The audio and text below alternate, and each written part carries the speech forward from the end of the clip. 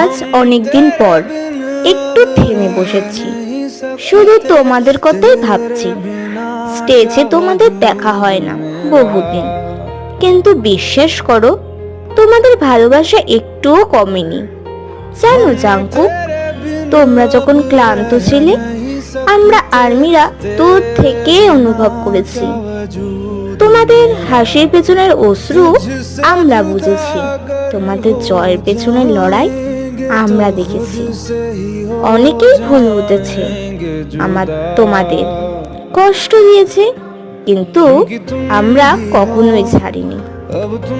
আমাদের কাছে তোমরা শুধু আইডল না, তোমরা আমাদের সাহস, আমাদের আলো, আমাদের ভালোবাসা।